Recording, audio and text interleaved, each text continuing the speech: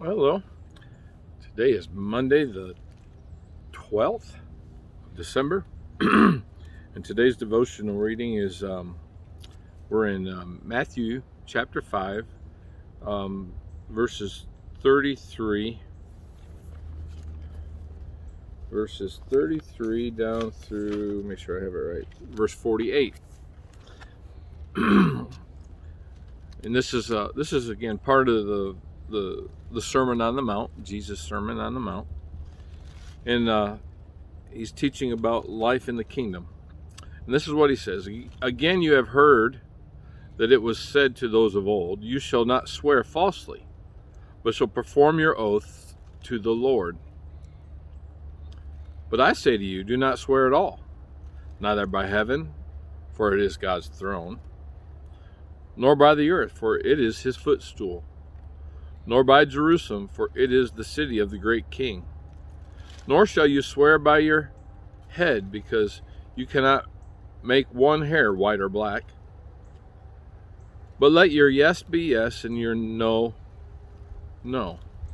For whatever is more than these is from the evil one. Verse 38. You have heard it was said, an eye for an eye and a tooth for a tooth. But I tell you, not to resist an evil person. But whoever slaps you on your right cheek, turn the other to him also. If anyone wants to sue you and take away your tunic, let him have your cloak also. And whoever compels you to go 1 mile, go with him 2. Give to him who asks you, and from him who wants to borrow from you, do not turn away. You have heard that it was said, you shall love your neighbor and hate your enemy. But I say to you, love your enemies. Bless those who curse you. Do good to those who hate you, and pray for those who spitefully use you and persecute you, that you may be sons of your Father in heaven. For he makes his sun rise on the evil and on the good, and sends rain on the just and on the unjust. For if you love those who love you, what reward have you? Do not even the tax collectors do the same? And if you greet your brethren only, what do you do more than others? Do not even the tax collectors do so? Therefore, you shall be perfect, just as your Father in heaven is perfect.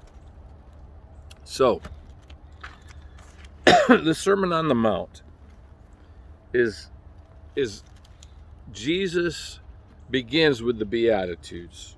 Blessed are the poor in spirit, for theirs is the kingdom of heaven. Blessed are those who mourn, for they shall be comforted. And he goes down through a whole list. And then he talks about the fact that we are the salt of the earth and we're the light of the world. And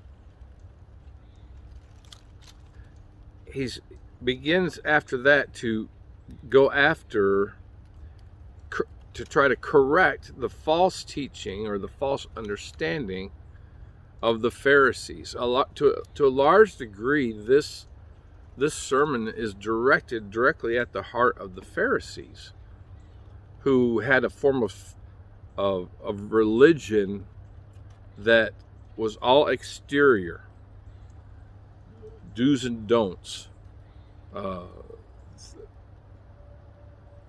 They had an exterior, self-righteous type of religion, and they judged all on outward appearance.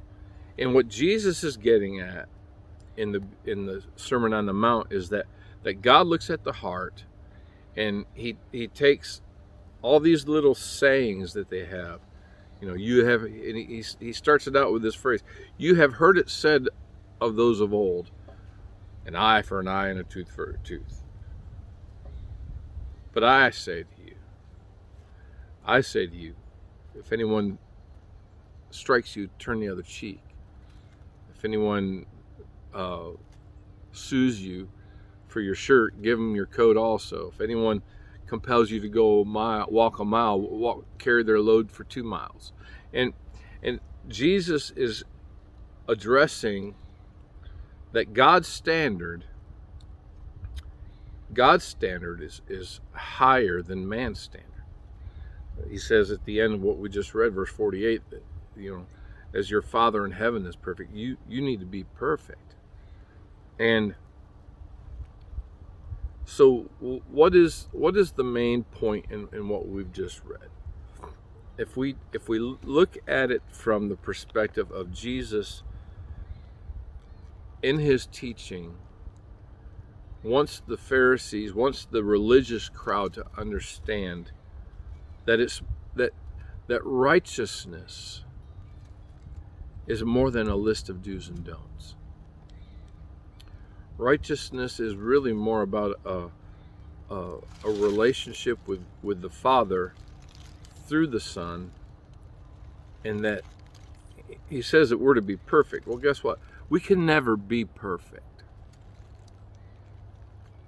The way we're made perfect is to be reconciled to God through Jesus Christ, and let Christ live in us and through us, and thus by doing so we are perfect, because it's Christ in us.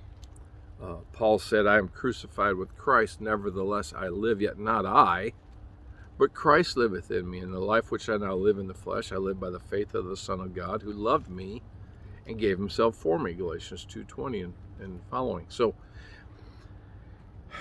it's the Christ life, Christ in us, the hope of glory. And so as he points out these corrective sayings, correcting the false ideology of the religious people that he was speaking to, how does this apply to us? Let's put on the specs for a moment, and let's just ask the questions. Is there any, as he talked about the various things that we just read, as we looked at taking oaths, like he says, summing that all up, verses 33 through 37, he says, don't swear falsely, but let your yes be yes and your no be no. He's talking about integrity. If you say you're going to do something, do it. Do what you say and say what you do. That's how I want to say that. You know what I mean. Do what you say you're going to do.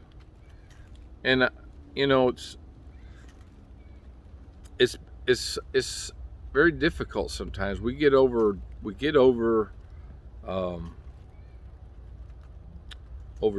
We get overextended sometimes, and sometimes we say, meaning to do something, right? You say, hey, I'll take care of that, and then we forget, or we get sidetracked or distracted, and something comes on, and then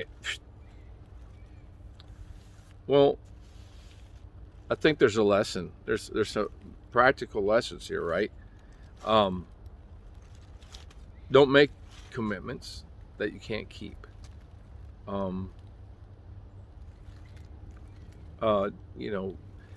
Let your yes be yes.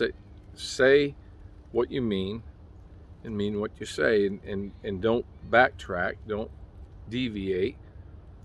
If you can't say yes, don't commit. He's just saying, be a person of your word. Be a person of your word. And then he talks about the whole section there about an eye for an eye and a tooth for a tooth. Well, where's the grace? Where's the mercy? Where's the forgiveness in that? He says, turn the other cheek. Turn the other cheek. Go the extra mile. Don't turn away someone who's trying to borrow from you. If someone's in need, help them. So as we think about sin to forsake, he talks here about love your enemies. anybody can love your friends, but what about your enemies? How is that reflective of God's love? Well, Romans 5:8 is very clear. God demonstrated his love toward us in that while we were yet sinners, Christ died for us. So, are you hateful? Do you have anger in your heart towards someone, hatred in your heart? Are you a person who doesn't keep their word? Are you a person who has revenge in their heart? If that's a sin you struggle with, forsake it. What about principles to apply or promises to claim? Well, there's a load of them, right? There's a load of principles here. Keep your word. Don't do unto others as they've done unto you. Treat them with mercy. Go the extra mile. Forgive. Love your enemy. Now, how do you do that? Let's just take a second and talk about that for a moment. How do you love your enemy? I think that the thing that's, again, going back to what I talked about with the Christ in me, Christ in us, the hope of glory. How do we love those who treat us poorly? We understand who the real enemy is, number one. We understand who that person is. That's a person that Jesus died for, that Jesus loved enough to die for. And so it's not really about me. It's what they've done to the Lord, and it's the anger of the Lord. And, can you honestly say that you wouldn't wish hell on your worst enemy? You'd rather see their life transformed by the power of the gospel, to see them born again to a living hope, to see their character transformed by the gospel. It helps me to love my enemies, to realize that if it wasn't for the grace of God, I could be like them or worse. Something to think about. What about examples to learn from? Letter E, inspect. Is there an example to learn from? Well, I can think of personal examples of some of these principles, things I've done where I said I was going to do something and I failed to do it. And, sometimes all you can do at that point is be humble, ask for forgiveness, and try to make it right. That's all you can do. But you have to acknowledge it. And learn, and learn not to overcommit, or learn that if you say you're going to do something, that means that whatever you have to do to make it happen, try to make it happen. Okay. What about commands to obey? Well, several of these they're imperatives. They are commands. Don't say you're going to do something and not do it. Let your yes be yes, your no be no. Go the extra mile. Don't be vengeful. Love your enemy. These are all imperatives. But what about T? The letter T. Is there anything to be thankful for? Well, there's always something to be thankful for. I'm thankful for the fact that God loved me when I was still his enemy. When I was still in my sin, Christ died for me. Amen. That's all I have for today. Hope you have a blessed day. We'll see you again tomorrow.